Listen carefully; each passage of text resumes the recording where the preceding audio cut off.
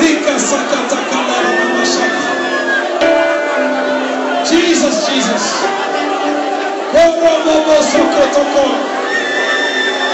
Jesus, Jesus. Zaidi na zaidi Roho Mtakatifu. Zaidi na zaidi. Achilia dozi maradufu kwa watoto wako. Naomba uwe na nafasi sana mashaka. Oh, Robo shaka na makuria. Have your room in us, oh Lord. Have your room in us, oh Lord. Have your room in us, oh Lord. Have your room in us, oh Lord. Oh, Robo shaka na makuria mashaka. Hebu nenda kuomba ujazo zaidi. Omba ubatizo mpya. Omba nguvu mpya. Kuna nguvu na upako mpya. Ya jana imepita. Leo ni upako mpya. Leo ni nguvu mpya. Leo ni mwanzo mpya. Leo ni upako mpya. Leo ni kazi mpya.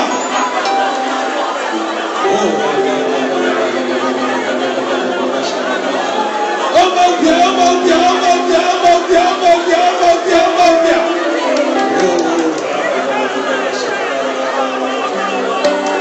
Reke sekende, reke sekete, kende, reke sekete, raba baba baba baba baba baba baba shaka. Ora kasakata kadara mama kudera. Omba ujazo mpya, Roho Mtakatifu achia uwezo mpya.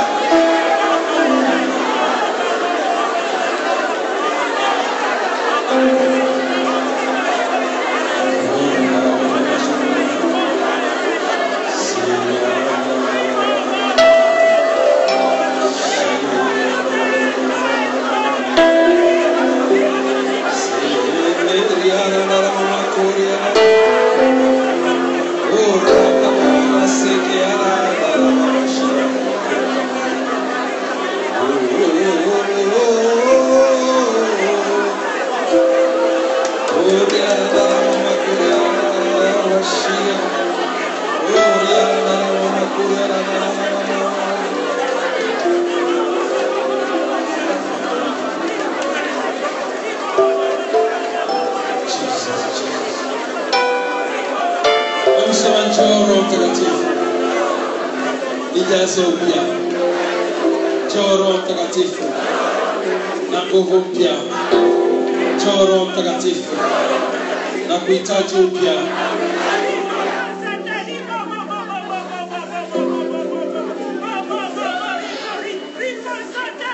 Yes, Holy Spirit.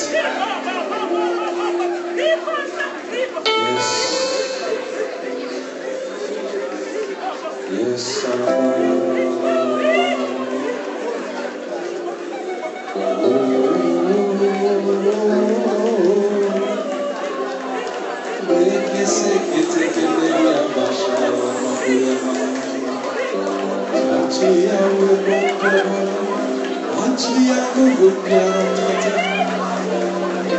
uvume na upepo ujaze nguvu. Holy Spirit, vuma Bwana, vuma Bwana. Onyesha ishara ya uwazi na dalili ya uwazi kabisa. Urama shaka na mama kuria rara. Marama sekendere mama kuria. Naomba uamshe ubatizo mpya. Naomba uchochee nguvu mpya. Jesus, Jesus. Yes. Jaza, jaza, maradufu, yabodos. Yerawasha. Jaza, maradufu Roho Mtakatifu. Maradufu Roho Mtakatifu. More of you. Oh, Rabba Masaka Takadara. Tujaze Bwana.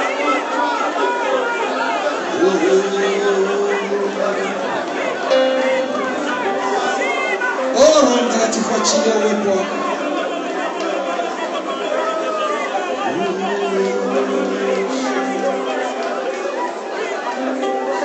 Thank you, Holy Spirit. Asante Roho Mtakatifu kwa Yesu.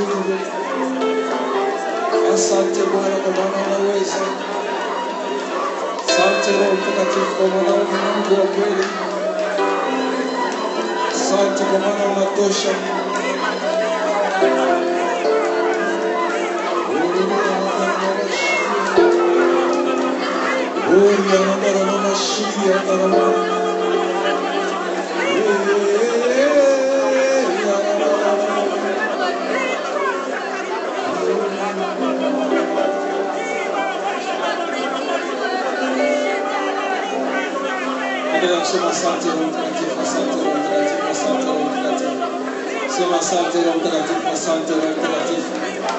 Endelea kumshukuru Roho Mtakatifu kwa uwepo wake. Wakati kurudi kwenda kukaa taratibu katika uwepo wa Roho Mtakatifu kwa umejaa. Endelea kusema asante Roho Mtakatifu, asante Roho wa Mungu. Asante mwalimu, asante kiongozi.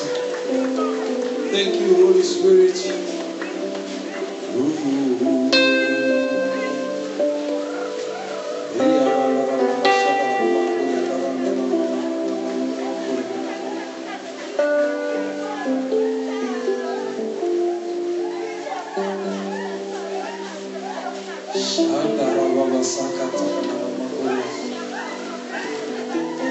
Roho Mtakatifu, tunasema asante kwa ajili ya uwepo wako, asante kwa ajili ya muda huu. Asante kwa ajili ya jina la Yesu unalolidhihirisha hapa. Asante kwa ajili ya neno la Yesu lililoko mahali hapa na kulithibitisha. Roho Mtakatifu, tunakualika tena wakati huu kwa saa hii. Ukazidi kusema nasi, rafiki yetu, mwalimu wetu na kiongozi wetu. Hatuna mpenzi mwingine, hatuna mwingine yeyote anaweza kutusaidia isipokuwa ni wewe peke yako. Peke yako ndio uliye Bwana, peke yako ndio uliye kiongozi. Peke yako ndio uliye Mungu, peke yako ndio uliye mfalme. Karibu tena wakati huu Roho Mtakatifu. Useme nasi Bwana. Fungua masikio yetu, fungua mioyo yetu. Roho Mtakatifu, tunapojiachia mikononi mwako, tunatamani ukatupandishe daraja. Tupeleke mahali papya. Unifundishe unapofundisha watoto wako. Uponye wakati neno likiendelea. Ufungue yoyote aliyefungwa. Bwana, ishara na maajabu zikaambatana na neno lako. Kwa maana you are Lord and God. Wewe peke yako ni Mungu. We give you glory. Asante kwa ajili ya watu unaowapa baraka. Asante kwa jinsi unavyochochea vitu vipya ndani ya mioyo ya kila mmoja. Asante kwa ule moto mpya unaoanzisha. Wewe peke yako ni Mungu. Hebu sema tu asante Roho Mtakatifu, asante Roho Mtakatifu. Endelea kusema tu bila kuchoka, mwambie tu asante. Ongea kwa kinywa, fungua mdomo wako, kwa maana wakati huu kuna kitu kizuri kitamu kinachoendelea kufanyika ndani mwako. Sema asante Roho Mtakatifu, asante Roho Mtakatifu, asante Roho Mtakatifu. Asante Roho Mtakatifu, asante Roho Mtakatifu. Bora washi. Baba, tunakushukuru kwa maana unaweza. Asante kwa ajili ya jina la Yesu linalozidi kudhibitisha mahali hapa. Asante kwa jinsi ambavyo unazidi kutufungua, kutuponya. Asante kwa jinsi ambavyo kila mmoja umemjalia portion yake. Ninakupa heshima na utukufu. Ninakusifu, ninakutukuza, ninakuinua. Katika jina la Yesu Kristo, sema amen. Sema amina. Hebu makofi na vigelegele kwa Roho Mtakatifu. Haleluya. Haleluya. Wangapi ambao walikuwepo jana? Wow, ngera. Wangapi ambao hawakuwepo jana? Ye. Wengi sana. Pole sana. Mwambie nani yako ambaye hakuja jana, mpe pole sana. Jana tulipeana homework. Wangapi wameanza kufanya ile homework tuliyopeana jana? Haleluya. Katika wale waliokuja walifanya homework wachache. Haya, nitarudia homework tuliyopeana jana kwa faida wale ambao hawakuja jana, ili tuweze kwenda pamoja kwa wiki nzima. Amina. Jana tulikuwa tunazungumza kuhusu tabia za Roho Mtakatifu. Na ziko 10, tulitaja 7. Na tulipeana homework ya maombi 7 ya kufanya. Sasa kwa haraka nitataja. Ya kutabia kwanza ni ya Roho Mtakatifu ni kwamba anaufahamu. Amina. Na tulisoma Warumi sura ya 8 mstari wa 27. Biblia inasema yeye aichunguzaye mioyo aijua nia ya Roho ilivyo. Tumsifu Yesu Kristo. Anajua kila kitu, anafahamu kila kitu na anatambua kila kitu. Tumsifu Yesu Kristo. Na kila tabia moja tuliweka ombi. Haleluya. Uombe ufahamu wako uendane na ufahamu wa Roho Mtakatifu. Kwa sababu ufahamu wako ukiwa huko na Roho Mtakatifu huko hautaweza kujua kile cha Mungu. Amina. Tabia ya pili tulisema huchunguza fahamu au huchunguza mioyo ya binadamu. Huichunguza mioyo. Na kila wakati Roho Mtakatifu anaangalia moyo. Na ili kujua kuna nini moyoni mwako. Na huchunguza hata mafumbo ya Mungu. Tumsifu Yesu Kristo. Anachunguza mioyo. Anachunguza hata mafumbo ya Mungu. Sasa ombi tuliloweka tulisema Roho Mtakatifu, muombe Roho Mtakatifu achunguze moyoni mwako. Ajue kama kuna kitu chochote ambacho kinamzuia Mungu au kinamnyima Mungu nafasi. Ya tatu, ufunua siri. Tulisoma Wakorintho wa kwanza sura ya 2 mstari wa 9. Anafunua mambo ambayo jicho halijapata kuona wala sikio halijapata kusikia wala hayakuingia ndani ya moyo wako. Muombe Roho Mtakatifu kwa wiki hii akufunulie mambo ambayo Mungu amekupangia na ambayo hujawahi kufikiri wala kuwaza wala jicho lako halijapata kuona kitu kama hicho wala sikio lako halijapata kusikia. Maana yake ni kwamba wala haukuwahi kujua kama Mungu anakusudi hili kwenye maisha yako. Tumsifu Yesu Kristo. Haleluya. Haleluya. Haleluya. Tukasema Mungu ana mpango, anaweza kukuambia jambo litakalotokea mwaka kesho, litakalotokea kesho, litakalotokea kesho kutwa. Lakini kama hujamuomba Roho Mtakatifu anayefichua siri, utaweza kugundua. Ya nne, ana utashi, ana uamuzi. Roho Mtakatifu ana utashi, ana uamuzi. Wakorintho wa kwanza sura 12 mstari wa kwanza wa 11. Tuliomba, unatakiwa uombe ujue nini kusudi utashi wa Roho Mtakatifu juu yako. Tumsifu Yesu Kristo. Ya 5, hukemea au huonya, huelekeza.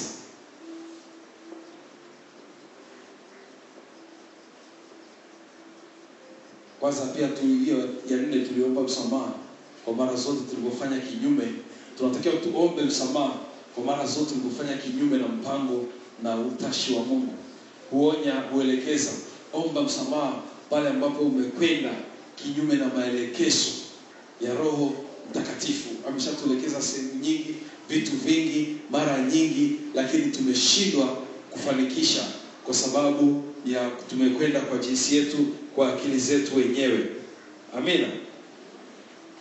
Ya 5, ya 6, huruhusu. Tumsifu Yesu Kristo. Huruhusu. Okay, hiyo tumesoma Matendo ya Mitume sura 16 mstari wa 6 hadi wa 7. Huruhusu, Matendo ya Mitume sura 16 mstari wa 10.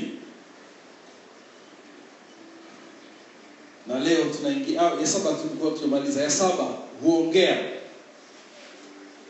Na kuongea tulimwomba Roho Mtakatifu atuonyeshe. Kila mtu ana jinsi yake ambayo Roho Mtakatifu anaongea naye. Ana jinsi ya kusikia. Mwingine anasikia kwa ndoto, mwingine anasikia kwa maono, mwingine anasikia kwa msukumo wa ndani. Kila mmoja anasikia kwa jinsi yake. Muombe Roho Mtakatifu akuonyeshe ni kwa namna gani ilivyo bora wewe kumsikia akiwa anaongea. Haleluya. Hayo ni maombi yetu 7 na leo tunaendelea na tabia ya 8 pamoja na ombi la 8. Hii homework natamani uifanyie kazi. Nilisema jana kama utapatikana watu 20 tu watakaofanyia hiyo homework kazi, hakika mabadiliko na mambo ni makubwa yatatokea. Amina. Hebu tukije jirani yako mwambie wewe ni mmoja wapo au mimi mwenyewe. Anasemaje? Ni mmoja wapo? Kweli? Hebu mpigie makofi basi wewe jirani yako. Ya 8, Roho Mtakatifu anapenda. Ni upendo. Anapenda ni upendo. Roho Mtakatifu anapenda, yani ni upendo. Roho Mtakatifu anatupenda sana kwa kuwa yeye mwenyewe ni upendo. Roho Mtakatifu ni upendo wa Baba na Mwana. Roho Mtakatifu ni matokeo ya upendo wa Mungu Baba na Mungu Mwana katika mioyo yetu. Bila kuwa na mahusiano mazuri na Roho Mtakatifu, hauwezi kuonja upendo wa Mungu, kwa sababu huyu Roho ndio upendo wenyewe. Na ukitaka ufurahie upendo wa Mungu,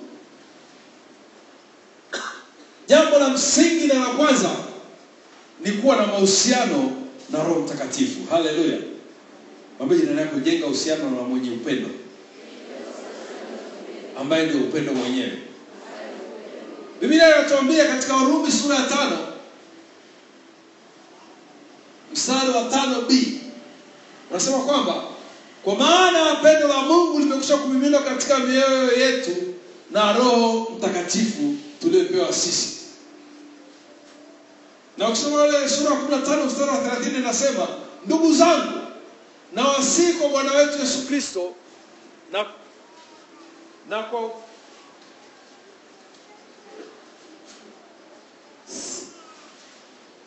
au nimesema mwenyewe? Nimesema. Na wasihi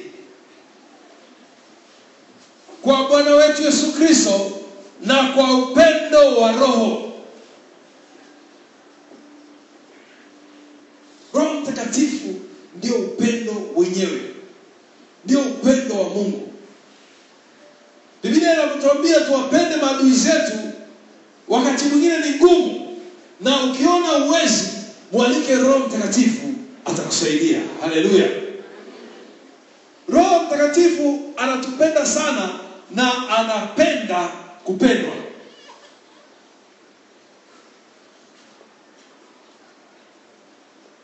Kuna watu kwenye tabia, kuna tabia tofauti. Sasa kuna watu wana tabia ya sangwini, wale ambao wanaongea sana, wanaongea, wapesi kuongea, wamechangamka, wanacheka nini. Wao tabia yao wanapenda kupenda na wanapenda kupendwa. Tumsifu Yesu Kristo. Na ukikutana na mtu mwenye tabia ya sangwini, ukiwa naye utajiona wewe ndio unayependwa kuliko wengine wote, na ukiondoka amekusahau. Na ukiwa naye anakupenda kweli, yani anakupenda ukweli, akikuonyesha anakupenda sana. Amina. Lakini ukiondoka afanya nini? Ila sasa hao jamaa nao wana tabia ya kuumia kirahisi. Hata ukimtania, ukimwambia sikupendi, anafanya nini? Anaumia. Sasa Roho Mtakatifu ni zaidi. Roho Mtakatifu anakupenda ukweli. Huwa anapenda kusema anakupenda kimaukweli. Alafu usipompenda anaumia, kwa sababu ni upendo. Kuna neno la Kiingereza wanasema he is so vulnerable. Yaani kama yai, anagusika kirahisi sana katika hisia.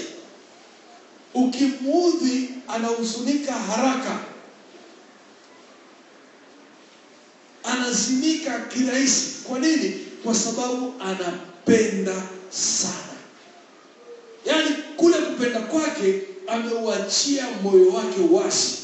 Umeshawahi kuona mtu ambaye amependa mpenzi wake, alafu ule mpenzi wake akamuumiza, anatamani kurudiana naye, anampenda, lakini kuna jinsi fulani anaogopa kufungua moyo wake usije ukaumia. Tumsifu Yesu Kristo. Sio ameshaona namna hiyo? Tumsifu Yesu Kristo. Ni kwa nini? Kwa sababu unapopenda unafungua moyo wazi. Na Roho Mtakatifu anatupenda sana. Anakupenda mno wewe na mimi, anatupenda upeo. Na anaufungua moyo wake wazi kwa ajili yako. Mwambie jirani yako, moyo wa Roho Mtakatifu uko wazi. Uko tayari kuingia? Hebu muulize, hautamuumiza? Anasemaje? Amesema atamuumiza. Tumsifu Yesu Kristo. Haleluya. Sasa kutokana na alio, moja ya kitu ambacho tumemhudhunisha nacho na kumuumiza Roho Mtakatifu ni kutokutambua uwepo wake. Mimi wala nasema hivi kwenye vikundi vya sala, haya jamani, tumwalike Roho Mtakatifu. Uje Roho Mtakatifu, au shuka Roho wa Bwana. Alafu naimba, ukimaliza hata hujakaa kimya, ukakaa ukamsikiliza, ukaconnect mawazo yako na uwepo wake, ukajua kama yupo tayari, umeshaanza sifa. Yaani umeshamwacha. Tumsifu Yesu Kristo. Unamwalika halafu hautaki kutambua uwepo wake. Halo? Unasali sala zako mwenyewe, unasema ngoja nimwalike Roho Mtakatifu. Unamwalika Roho Mtakatifu, halafu kabla hujaanza kwa moyo na mawazo yako kutambua uwepo wake, tumeshaondoka, tuko mbali. Tumsifu Yesu Kristo.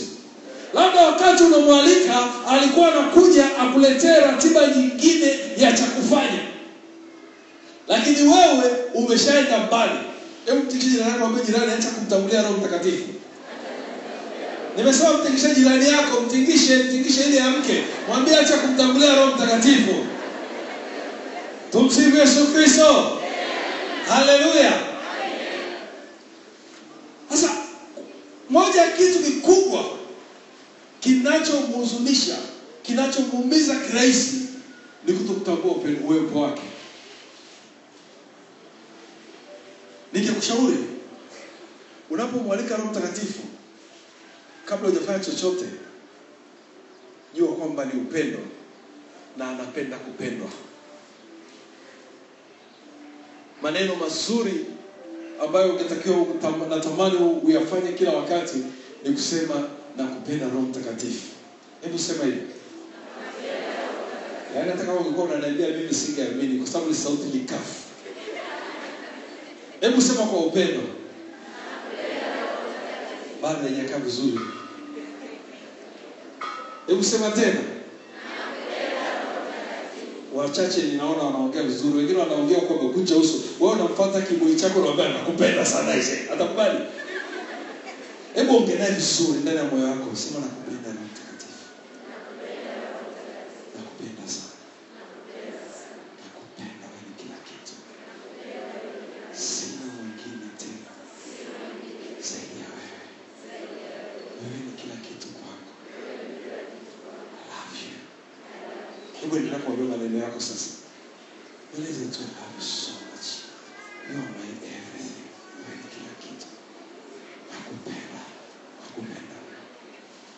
Sasa usiniangalie mimi wala usisikilize sauti yangu, endelea kumwambia tu kwako. Nakupenda sana. Sitaki nikuumize, sitaki nikuache. Nisaidie Roho Mtakatifu nikupende zaidi.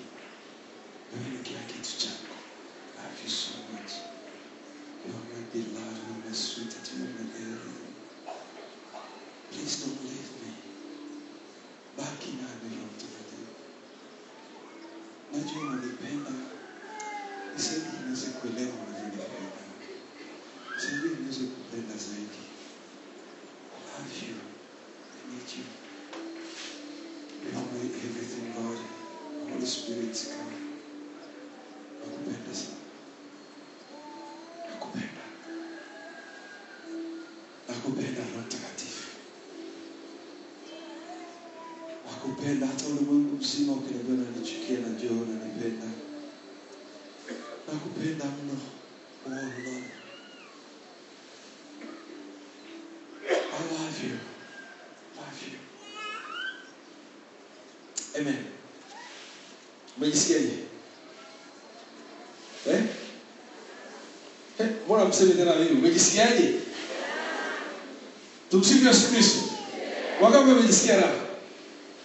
Wangapi hawajasikia chochote? Wangapi wamekasirika? Yule pale. Tumsifu Yesu Kristo. Nikupe tip nzuri. Nikupe zawadi nzuri. Kila wakati uwe unasema hivyo. Nakupenda sana. I love you. Ukiona sema kitu ninachojua cha uhakika cha ukweli cha kwanza, Roho Mtakatifu atakujibu. Atakwambia I love you too. I love you so much. And then atakugusa. Utakuwa unasikia msingo. Utakuwa unasikia raha na amani ambayo hakuna atakayekuibia. Ukiwa na hasira, ukiwa na uchungu, endelea kusema I love you. Saa nyingine unaweza kusikia nguvu ya kunena kwa lugha. Saa nyingine unaweza kusikia upako wa yaani wakati mwingine nitakushauri usiseme ukiwa kwenye daladala kwa sababu unaanza kupiga kelele na watu wanakufunga kamba. Kwa sababu mguso wake it's so powerful. Tumsifu Yesu Kristo. Mimi nakwambia na usifanye ukiwa mtaani kwa sababu inatokea, inaweza ni kitu ambacho nimekifanya, itatokea utashindwa kwa sababu unaweza kuanza kusema nakupenda. Sasa kama una cha kujizuia kwa kujificha, utalopoka tu na stendi. Sasa kama wewe ni mdada uko nyuma mkaka unasema nakupenda. Ndio kaka anageuka mbele yako anaongea nakupenda. Kumbe uko na story ya Mtakatifu. Sasa kwa sababu huwezi kujizuia hata yule kaka akikushika unataka kumsukuma. Yeye atadhani. Kwa hiyo sema lakini ujue unasemea wapi. Haleluya. Haleluya. Unampenda Roho Mtakatifu? Mwambie. Kiukweli. Ukifanya kila siku wiki hii mpaka Jumamosi utakuja kuniambia. Sasa homework ya 8 ni kusema nakupenda.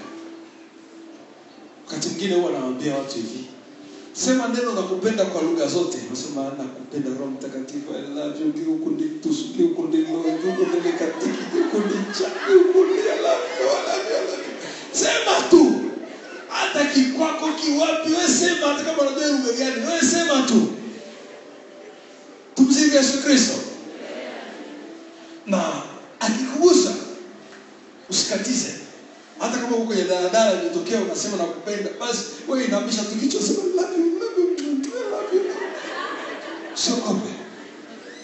Hao watu shauri yao. Haleluya. Tumsifu Yesu Kristo. Unaweza kuwa unatembea unaanza kusema tu kimoyomoyo, mwalimu alisema kusema nakupenda, basi unatembea zako nakupenda Roho Mtakatifu nakupenda. Uko kimoyomoyo, alafu gama kaanza nakupenda. Alafu watu wakaanza kushangaa wewe ndio wakati unataka nakupenda. Mwimina moyo wako. Nataka nikwambie naye atakwambia nakupenda kweli, nakupenda mno, nakupenda sana, na I love you. Labda umewahi kuumizwa na hili neno ni gumu kwako. Roho Mtakatifu atakuponya kwa sababu yeye ni upendo. Haleluya. Haleluya. Haleluya. Hebu mgeukie jirani yako ringa mwambie nampenda Roho Mtakatifu. Unamwambia kwa kuringa, mwambie sina nampenda Roho Mtakatifu. Bado uyaringa sawa, mringie kweli. Mpaka ukashika kiuno safi namna hiyo. Tumsifu Yesu Kristo. Tabia yake nyingine, huhuzunika. Huhuzunika, anahuzunika. Mpendwa, Roho Mtakatifu ni mwepesi kuhuzunika kuliko. Ni mwepesi kweli kuhuzunika.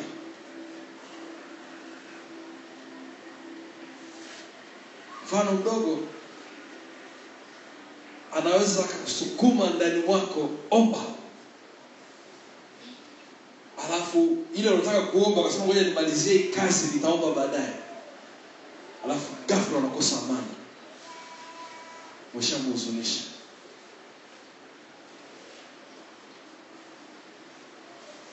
Unaweza akawa anaimba ndani mwako. Unasikia kuna wimbo unaimba huko ndani wa kuabudu. Unaimba.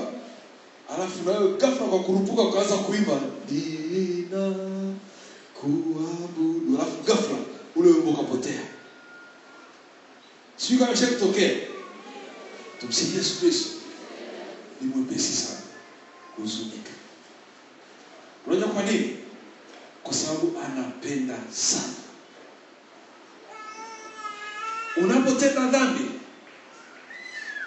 unamhuzunisha. Na bahati mbaya hakuna dhambi ya ghafla. Umeshawahi kuona dhambi ya ghafla? Umeshawahi kuona dhambi ya ghafla? Hamna dhambi yoyote ya ghafla. Dhambi yote ina step, ina hatua. Na ukiwa na mahusiano naye, kabla hujatenda dhambi atakwambia unakwenda kutenda nini? Na kadri unavyotenda dhambi atakwambia unakwenda, unaenda kutenda dhambi. Unaenda kutenda dhambi. Jamani, unaenda kutenda dhambi. Mungu, unaenda kutenda dhambi. Ukishatenda anaanza kuzunika, umetenda dhambi. Umetenda dhambi. Kaungame. Kiasi kusema tatubu jioni. Unamhuzunisha. Umeahirisha kuungama. Unamhuzunisha. Mwambie jirani yako usimhuzunishe Roho Mtakatifu asema. Biblia inasema wala msimhuzunishe yule Roho Mtakatifu wa Mungu ambaye kwa yeye mlitiwa muhuri hata siku ya ukombozi. Hatua inayofuata baada ya kumhuzunisha ni kumzimisha. Mpendwa, Roho Mtakatifu anaweza akaja kwako akakwambia nataka niwe na muda na wewe. Unajua ni mpenzi wa mioyo yetu. Na mnajua moja ya vitu ambavyo mtu na mpenzi wake wanapenda ni nini? Muda. Si ndio? Ndio. Na wakati mwingine unataka muda hata kama hamna cha kuongea, hata kama hamna stori za kupiga, mnaanza kuangaliana tu, si ndio? Halo? Ninazungumza na watu hapa. Unaangaliana, unaangalia pua, unaangalia macho basi, si ndio? Tumsifu Yesu Kristo. Bahati mbaya si experience kubwa sana tulionayo kutokana na tamaduni zetu sio Afrika. Hatunaga tamaduni ya kupeana muda. Lakini katika mtu na mpenzi, kitu kikubwa chenye kudumisha ni muda. Tena wanasema muda ulio bora. Tumsifu Yesu Kristo. Muda ulio bora unaweza kuwa dakika 2, sekunde 30. Kwa mfano, baba umekaa kwenye kochi au mama unamfuata mume wako ukaa kwenye kochi, anaangalia TV. Ukaenda ukawamuuliza ili wa fulani au fulani ile jambo fulani ulifanya, yeye anaangalia TV asema, nilifanya. Ilikuwaje? Ilikuwa safi tu.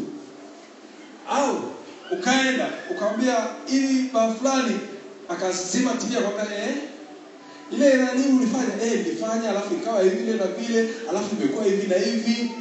Ipi nzuri? Hiyo apige. Tumsifu Yesu Kristo. Muda ulio bora. Haleluya. Tumsifu Yesu Kristo. Lakini bahati mbaya sisi hatuna kwa tamaduni zetu. Mama atakaa jikoni, baba atakaa sitting room. Mama atakaa jikoni, mama akikaa sitting room, baba yuko au yuko mahali fulani. Haleluya. Hatuna. Sasa Roho Mtakatifu anayo. Mwambie jirani yako, Roho Mtakatifu anayo hiyo. Kama wewe huna, Roho Mtakatifu anaitaka. Mwambie. Sasa wakati mwingine anaweza akaja ndani yako akapump hamu ya wewe kwenda mahali. Sasa kinachokuamisha kingine ni kwamba sisi watu wengi hatunaga sitting room na Roho Mtakatifu. Hello? Tena sio sitting room, mwambie jirani yako na bedroom na Roho Mtakatifu. Mkondolee macho alafu mwambie. Ni mahali ambapo umepatenga maalum pako wewe kuongea na Roho Mtakatifu. Inaweza ikawa ni kwenye chumba, inaweza ikawa ni kwenye kona ya mahali fulani, inaweza ikawa ni sehemu yoyote ile ambayo unaona hii sehemu ni nzuri yangu mimi kukutana na nani? Na Roho Mtakatifu. Tumsifu Yesu Kristo. Haleluya. Sasa homework nyingine. Lakini nilitoa siku ile ya kwanza. Kama kuifanya au kuwepo, nairudia.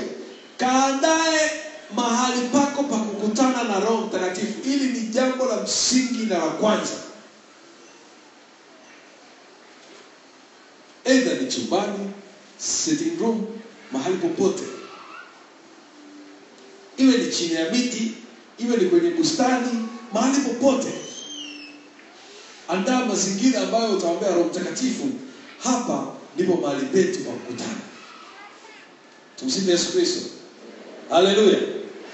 Tunaelewana? Sasa kama hauna mahali hapo, hii inayokueleza haitafanikiwa. Ila kama ukishakuwa na mahali hapo pa kukutana na Roho Mtakatifu, sasa wakati akihitaji kuongea na wewe, atakuwa anaweka msukumo ndani mwako, twende mahali petu. Halo? Tumsifu Yesu Kristo. Haleluya. Atakwambia twende mahali petu. Sasa kama hauna hapo mahali, inakuwa ni ngumu sana kusikia. Haleluya. Lakini pia kama una sehemu ambayo huwa unapenda kufanyia maombi, utakuwa unasikia msukumo wa kwenda pale pa kufanyia maombi. Haleluya. Kama maombi yako huwa unapenda kufanya ukiwa unatembea, labda kama mimi, utasikia msukumo wa kutoka kwenda kutembea. Kama huwa unafanya maombi yako kwa kupiga magoti, mahali unatamani upige tu, wewe unasikia msukumo. Hapo anakuita. Sasa mara nyingi utakuta haujui hata uombe nini, au unaenda kuomba nini, au unatakiwa uombe au ufanye nini. Haleluya.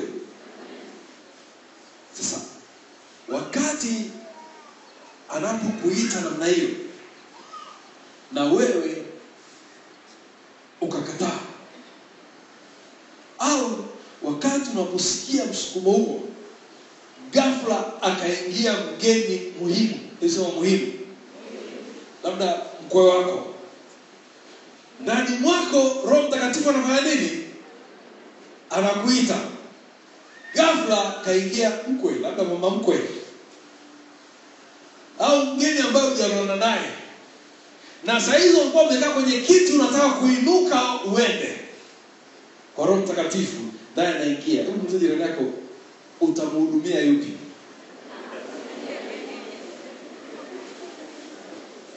Yupi utakayemhudumia? Wanaosema Roho Mtakatifu kwa kweli niseme ni yupi? Utamhudumia mama mkwe. Tuombe Roho Mtakatifu, subiri. Tumsifu Yesu Kristo. Ni mara ngapi unasikia msukumo kwenda kusali, unasema nitasali baadaye? Maana umehudumia wewe mwingine badala ya nani? Roho Mtakatifu. Sasa hapo atahuzunika. Na mpenzi, nikwambie, hilo ni jaribu litakalokuja wakati ukianza kukua kwenye hilo eneo. Atakuja mtu tena saa nyingine atakuwa amekuletea hela yako. Wakati mwingine atakuja mtu anakudai, ndio unainuka tu naye anakuja anakudai, anakwambia unanikimbia. Tumsikie Yesu Kristo. Atafika mahali atake kurinda na wewe. Amwambie shetani, sikia, yule ananipenda mimi zaidi. Shetani anambia yule akupendi wewe. Anambia subiri nikamwambie asali. Anambia nenda, subiri nikamwambie aje tukakutane.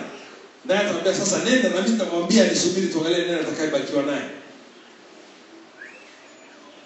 Hebu niambie hapo, shetani akishinda, nani atahuzunika?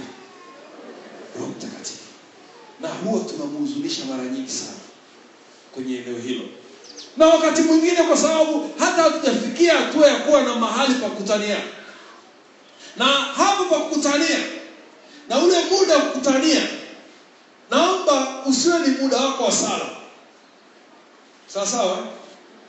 Uwe ni muda wako wa maongezi. Hebu sema maongezi. Unamwambiaje?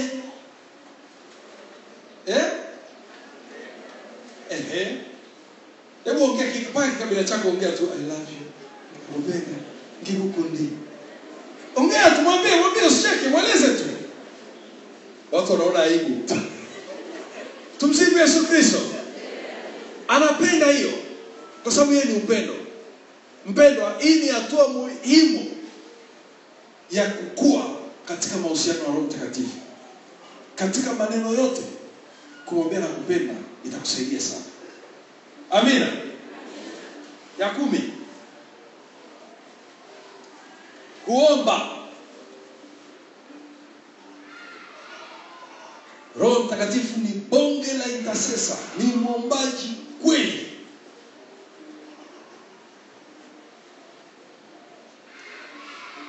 Ni mwombaji sana. Kwenye kuomba,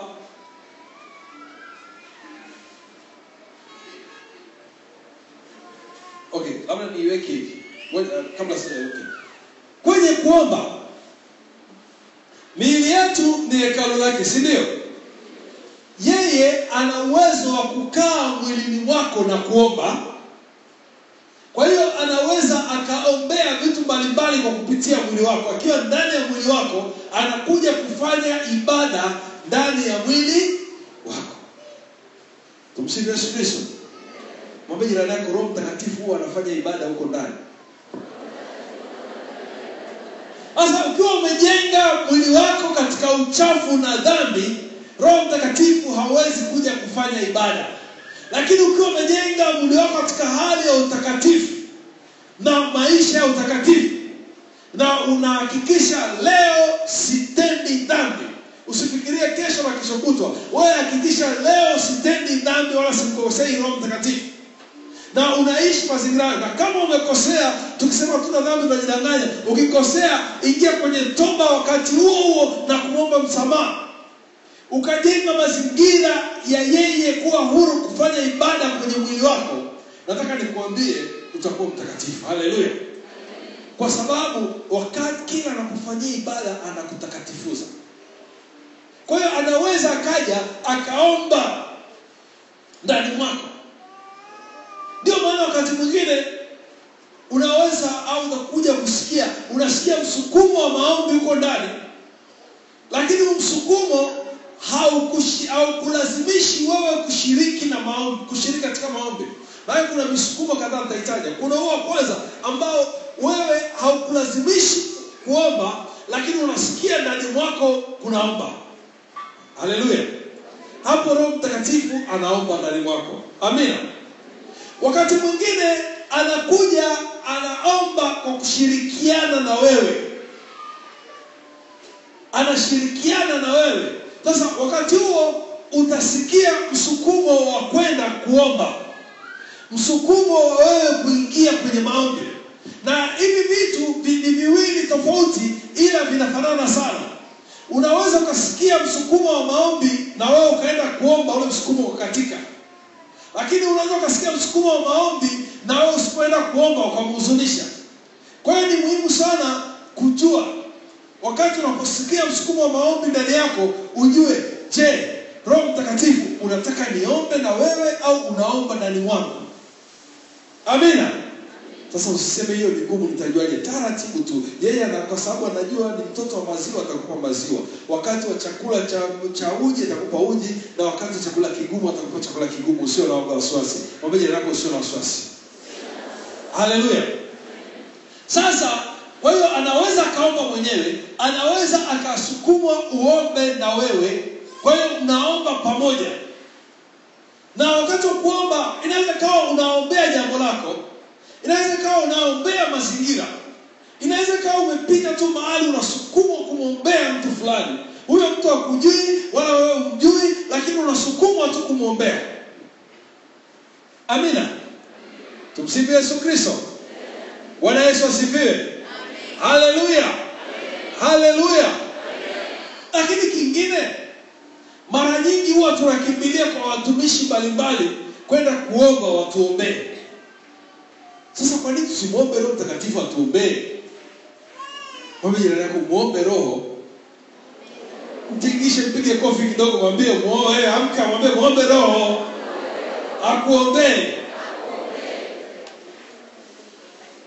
Wengi hatukumbuki mara ya mwisho kumwambia Roho Mtakatifu, naomba niombee nipate jambo fulani nini. Uongo kweli?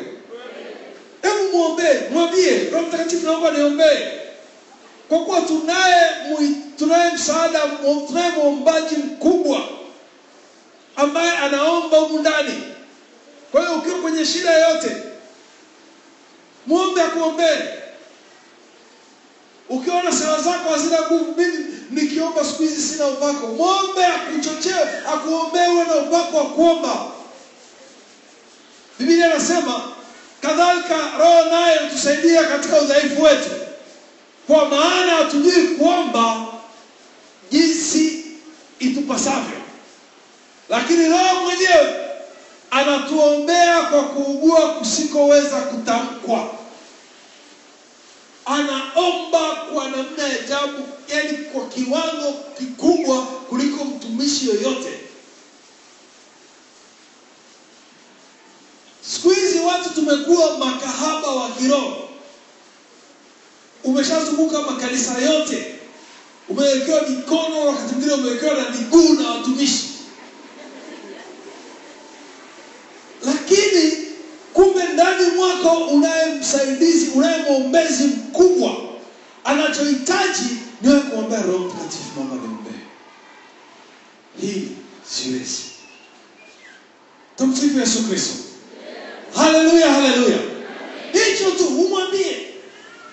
Ni mwombaji ambaye anaomba ndani mwako, na anakuombea kadiri ile ambayo Yesu anayokuombea kule mkono wa kuume kwa Baba, na anakuombea kwa namna ya ajabu. Hebu mpige kofi na mwambie kuanzia sasa, amka sasa.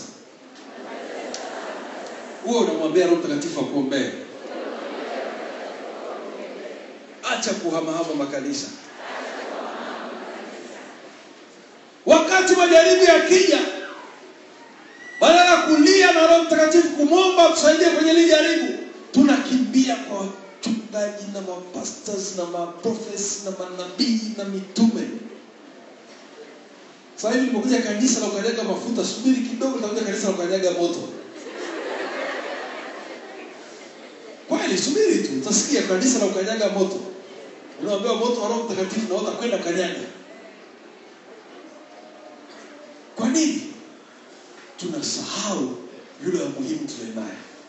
Mpendwa, tofauti yako wewe na mtu yoyote yule, mtumishi yoyote yule, ni kutambua uwepo wa Roho Mtakatifu basi. Kadiri unavyozidi kutambua uwepo wake ndani mwako na kutumia zile manufaa, zile mambo yanayoambatana na Roho Mtakatifu, ndivyo utakavyozidi kukua kiroho. Haleluya. Haleluya. Haleluya. Wewe jina lako nani? Kwa hiyo kwanza leo ni nabii John. Kwa sababu ulipokuwa batizo ulipewa kuhani, nabii na nini? Na mfalme. Tumsifu Yesu Kristo. Kwa hiyo hebu jitaje jina lako. Mimi leo kwanza leo ni nabii John.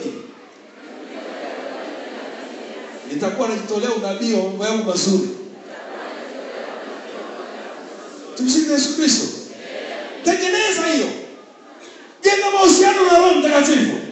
Anza kutoa unabii juu ya maisha yako. Haleluya. Shetani anajua hiyo. Ndio maana haturuhusu kutoa unabii mzuri, tunatoa unabii tu maisha ni magumu. Jamani nateseka. Jamani sijui kama nitakaa nifanikiwe. Sio mimi hiyo, ni nani? Ninatoa mfano. Sasa huo ni unabii unajitolea. Hebu muulize jirani, wewe unatoa unabii wa namna gani? Anasemaje? Hajakujibu? Tikisha mwambie nijibu, wewe unatoa unabii wa namna gani wewe?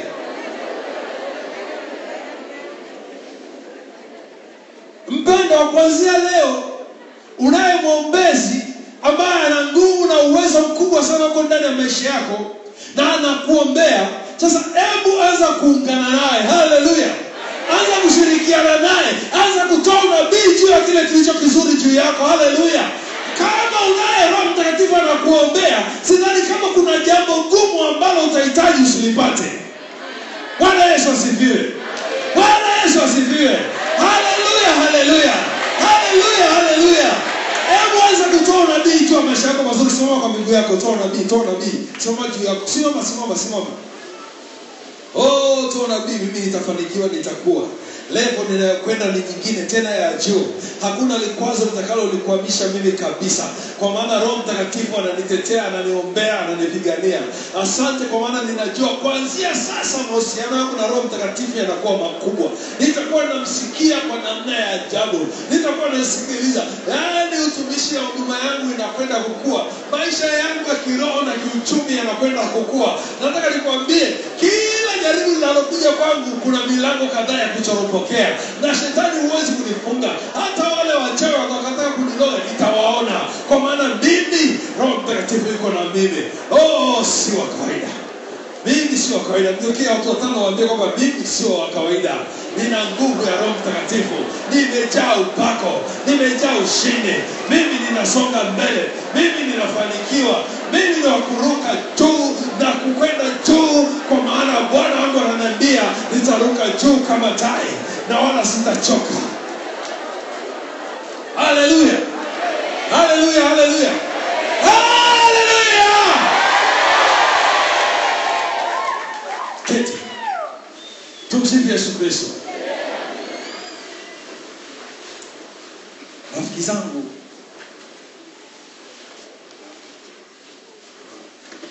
tuna hazina kubwa. Nikwambie kitu ambacho Roho Mtakatifu anakuombea ni kipi? Ni kile ambacho Yesu anakuombea. Biblia inasema kuchunguza kwenye ile ya ngapi, ya 5 au ya 3. Funua siri, lakini kama ilivyoandikwa, mambo ambayo jicho halijapata kuona, wala sikio halijasikia, wala hayakuingia katika moyo wa binadamu, mambo ambayo Mungu aliwaandalia wampendao. Moja ya kitu ambacho Yesu Roho Mtakatifu anachokiomba ni kile ambacho Mungu ameandalia wampendao. Unajua ni kipi? Anasema hivi, lakini Mungu ametufunulia sisi kwa Roho, maana Roho huchunguza yote, hata mafumbo ya Mungu. Yale ambayo Roho Mtakatifu anayokuombea ni yale mambo ambayo ya Yesu Kristo ameketi mkono wa kuume kwa Baba akikuombea. Sasa iko hivi, Mungu ameweka mambo ndani mwako. Ameweka mambo kwa ajili yako. Alipokuumba ameweka fungu lako, package yako limekamilika ndani yako na liko hapo. Sasa bahati mbaya, kila kitu ulichoumbiwa, kama ni makontena 5 ya futi 20, hauwezi kuyapata kama hujaomba. Sawa? Kila kitu ambacho Mungu amekuumbia hauwezi kukipata bila hujakiomba. Sasa kazi aliyonayo Yesu mkono wa kuume kwa Baba akituombea ni kuomba ile package yako ishuke. Tumsifu Yesu Kristo. Lakini kila malaika wakitaka kushushia wakija wanasema lakini Yesu hataki kwa sababu hajaomba. Roho Mtakatifu naye ameketi huko ndani mwako anakuombea kile ambacho Yesu anaomba. Asema Mungu Baba, hebu mpatie huyu fulani jambo. Ninaungana na Yesu, mpatie. Mungu akiruhusu, kuna mtu mmoja aliyeruhusu. Mungu alikuumba pasipo wewe, hawezi kukuumba pasipo wewe. Mungu anasema hajasema, malaika wamerudi wanasema hajasema. Roho Mtakatifu ndani mwako akikwambia wewe omba. Unapata hiki sasa omba. Wewe haupo, usikii. Halo. Tumsifu Yesu Kristo. Januari inaisha, inaingia Februari hivyo hivyo. Februari inaingia Disemba, hivyo hivyo Januari nyingine inaingia. Kiporo cha mwaka juzi bado hujakipata. Tumsifu Yesu Kristo. Lakini unapojenga mahusiano naye,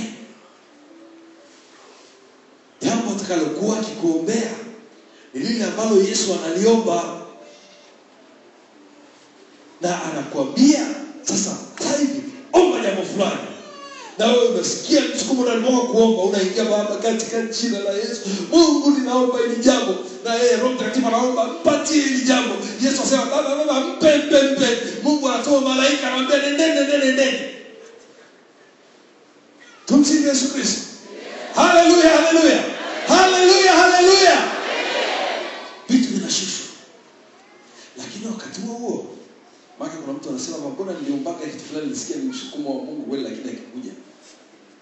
Wakati huo shetani naye anaingia.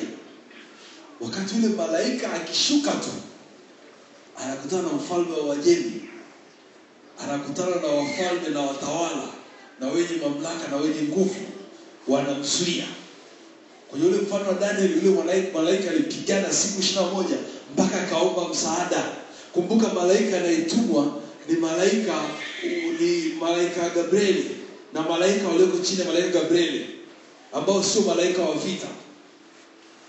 Sasa ukiomba jambo ukalikatiza kwa sababu kuna magumu yametokea au kwa sababu hujapata, unazuia ile nguvu ya malaika ya kuletea ile jambo kushuka kwako na lakatizwa. Roho Mtakatifu anakuwa amekuombea. Mungu Baba anakuwa ameachilia. Yesu amekuombea. Wewe kupokea inakuwa shida. Tumsifu Yesu Kristo. Sijui kama umeshakutana na mtu akasema kwamba yani mimi labda asema hivi. Umeshakutana na mtu au umewahi kuwa wewe ukawa unaomba jambo fulani, ile jambo likawa ngumu, ukamalizia na ile sala kusema basi sio, labda si mapenzi ya Mungu niweze kupata, ukaacha kuomba. Imeshatokea? Tumsifu Yesu Kristo. Imeshatokea? Au unataka mtu mwingine anasema ukiomba kitu kaona hakiji, basi ndio si mapenzi ya Mungu. Umeshaikuwa na fikra hizo? Tumsifu Yesu Kristo. Mwambie jirani yako huo ni uongo. Alafu ni uongo wa shetani. Alafu ni uongo kweli huyo jamaa. Alafu ashindwe katika jina la Yesu. Wala sikutaki tena. Tumsifu Yesu Kristo. Haleluya. Unajua kwenda kuambia ni uongo? Kwa sababu mara zote kitu kilichoko mapenzi ya Mungu kina vita. Shetani hapendi ukipata. Shetani anakizuia kwa nguvu. Anapambana kwa gharama yoyote ukikose. Na by the way, Vitu vingi vigumu ni mapenzi ya Mungu. Tatizo ni kukata tamaa. Kwa hiyo una waombaji wawili. Huyu wa tatu ni wewe. Figa moja katika wawili likaondoka, haifai. Na mwepesi kushambuliwa ni wewe. Shetani hawezi kushambulia Roho Mtakatifu asikuombee. Hawezi kumshambulia Yesu asikuombee. Ila anaweza kushambulia wewe usijiombee. Tumsifu Yesu Kristo. Wakati mwingine unaweza kusukumwa kuomba jambo fulani, una uhakika kabisa hili ni jambo la Mungu. Mungu anataka kunipa hili kitu. Na wakati ukiomba ghafla vinatokea vitu vitano vinavyofanana na kile. Alafu ghafla yamkini vyote vinapotea. Alafu unaishia kukata tamaa. Tumsifu Yesu Kristo. Hebu mzee jirani yako umeshakata tamaa kwenye maombi? Tingisha mwambie jirani, umeshakata tamaa kwenye maombi? Anasemaje? Tumsifu Yesu Kristo. Shetani anajenga vita na wewe. Sasa nachotaka kuambia nini? Kama umesikia ahadi na umejenga mahusiano na Roho Mtakatifu, hakikisha umeomba lile ahadi uliyopewa. Omba, na nataka nikwambie iliyo nzuri na iliyo bora na iliyo tamu mara nyingi vita vyake ni vikubwa. Haleluya. Nataka nikwambie wakati ukimwombea fulani abadilike na Mungu amekuahidi na mbadilisha, wakati ukimwombea atakuwa moto kweli. Tumsifu Yesu Kristo. Kama unamwombea mke wako kawaida akoke, wakati anakaribia kuokoka atakutandika makofi. Tumsifu Yesu Kristo. Useme mimi simwombei tena kwa sababu kila nikimwombeaga moto unawaka. Wewe koleza. Haleluya. Haleluya, haleluya. Kwa sababu gani? Huyu anayekuombea ndani mwako hajaacha. Tena anakuombea kwa kuugua kusikoza kutamkika. Yesu Kristo aliyekuwa mkono wa kuume kwa Baba akikuombea hajaacha. Tena anakuombea bila kukoma tangu miaka 2000 iliyopita anaomba mpaka sasa. Tumsifu Yesu Kristo. Haleluya. Homework. Unapenda homework? Sana. Muombe Roho Mtakatifu akuonyeshe ni kitu gani anakuombea. Muombe Roho Mtakatifu akuonyeshe ni kitu gani anakuombea.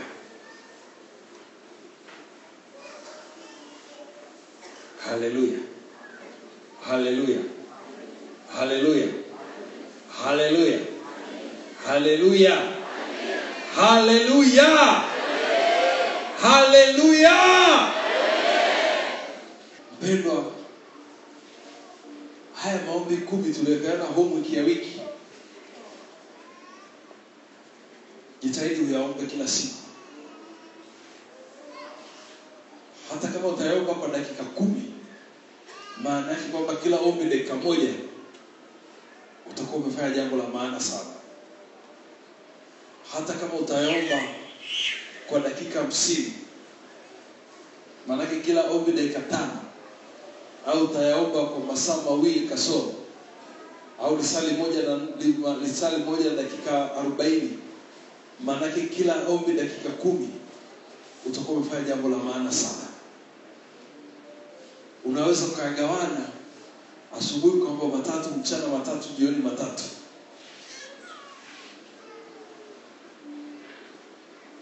Unaweza ukaomba mawili mara 5. Lakini natamani uombe. Kulisikia neno la Mungu bila kulitendea ni bure. Haleluya. Haleluya. Bwana Yesu asifiwe. Naendelea.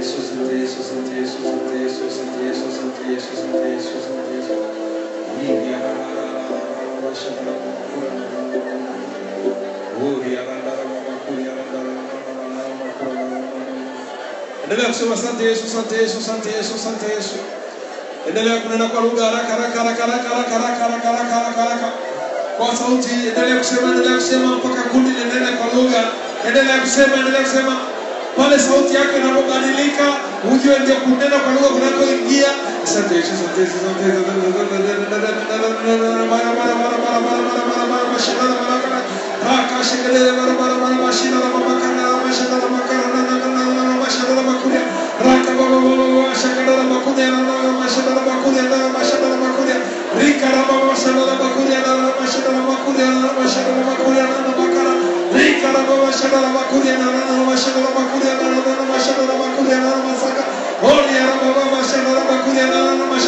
Pokea kunena kwa lugha, usikae kimya, pokea kunena kwa lugha. Haraka haraka haraka haraka, usinyamaze, haraka haraka. Haraka haraka, usinyamaze.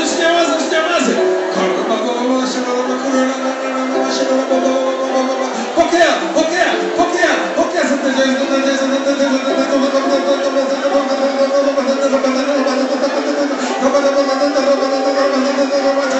Endelea na hayo maneno. Holy Spirit, mweleze unavyopenda tu, mweleze tu. I love you, Lord, I love you, Holy Spirit. Oh my God, oh my Lord, I need you, Holy Spirit. love you so much, Holy Spirit. You love my most beautiful, most precious gift in my life. I love you, help me to love you more. Holy Spirit, nakupenda, nataka nikupende zaidi, Roho Mtakatifu. Nataka nikupende zaidi, nikupende kuliko vitu vyote. Endelea kusema tu, usikae kimya. Endelea kusema ukaramasha. Kuna watu unaweza kusikia upepo unapokugusa kwa namna ya kipekee mpaka mwili unasisimka. Wewe endelea kusema. Ninaomba ufungue mdomo wako. Usiseme kimoyomoyo. Anataka kusikie. Unaweza kusikia moto unapita ndani ya mwili wako, unaweza kusikia kunena kwa lugha, unaweza kusikia kulewa, unaweza kusikia kuanguka. You can feel slain. Yaani unaweza kusikia kukara mashakali ya makuya. Kuna feelings unaweza kusikia ambazo si za kawaida. Wewe endelea kusema I love you, nakupenda.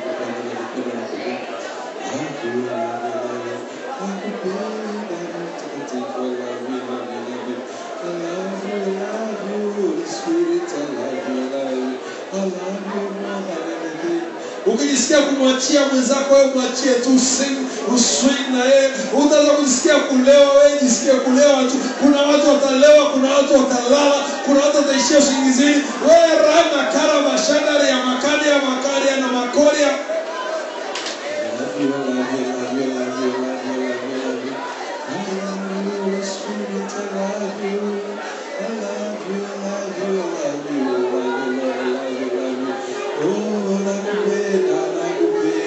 Unaweza kujisikia kukaa, unaweza kujisikia kulala.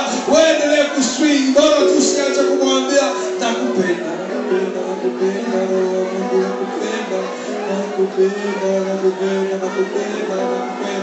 I love you. You are my everything, I love you. I love you, Holy Spirit, I love you. Unataka kujisikia kumwimbia, wewe muimbie tu wimbo utakaokuja ndani mwako. Ya makaya na makori na mashinda na makuja.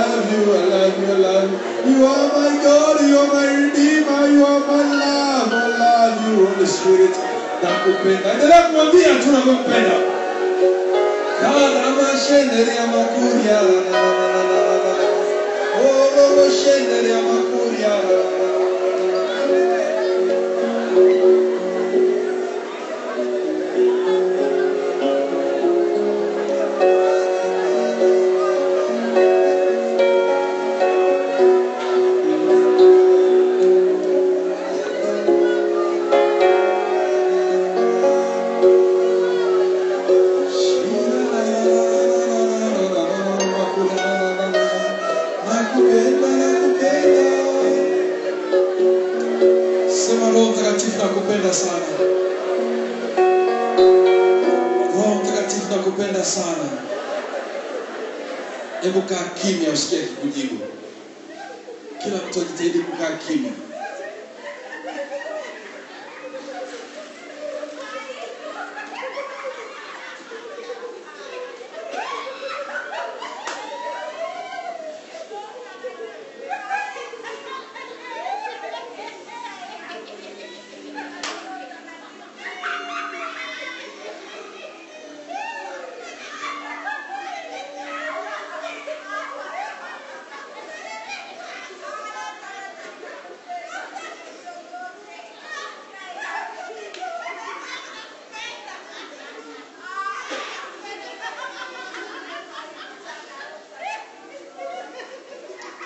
Yes, kuna wengine wanatekenya. Ukisikia wanatekenya uje chini.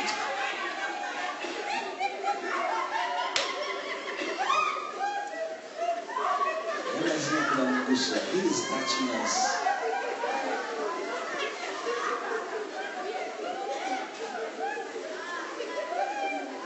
Kuna wengine watalewa. Hali ya makuu.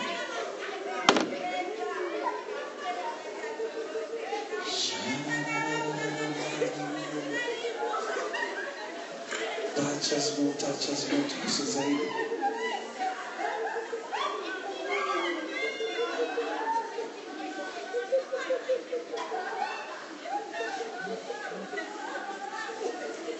Roho Mtakatifu tuguse.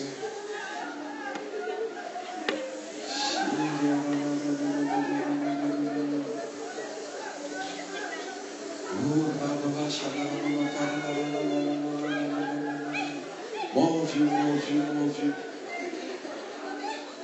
Kuna wale Roho Mtakatifu walikuwa hawajawahi kucheka tangu wazaliwe. Wana miaka kadhaa hawajawahi kufurahi, wamefurahi sasa.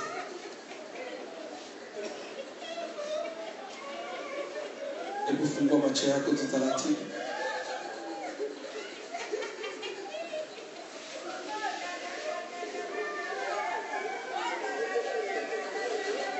Natamani muangalie mwenzako machoni.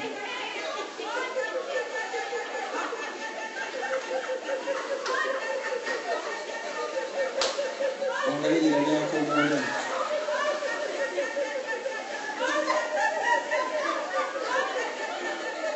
Unamwangalia na yule mwingine tu, muangalie tu.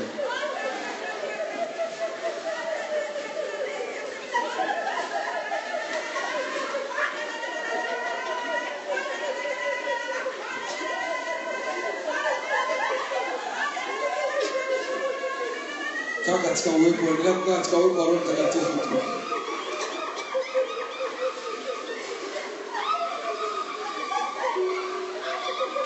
Ukitaka kumshangaa mtu anayecheka, wewe mshangae tu.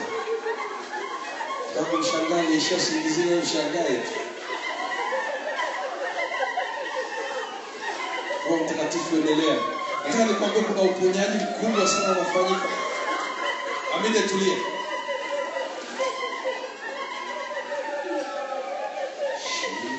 Sema njoo Roho Mtakatifu. Nakupenda sana. Wewe ni kila kitu changu. Jesus.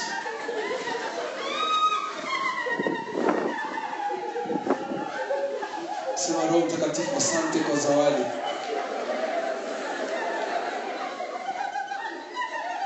Bado kuna wingi.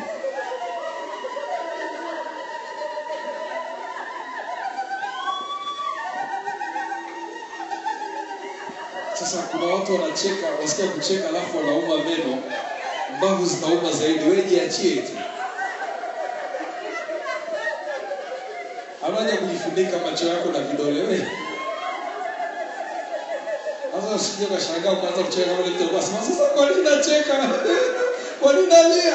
Wewe endelea. Hata kama unasikia machozi wewe jiachie tu. Hawaja kujizuia.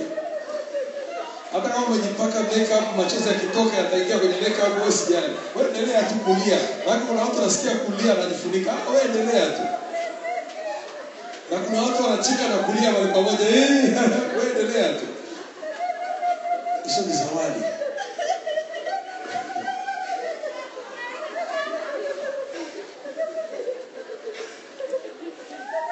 Kuna nguvu nguvu ya utakatifu inatenda kazi, inaponya, wengine wanapata karama. Jesus, Jesus.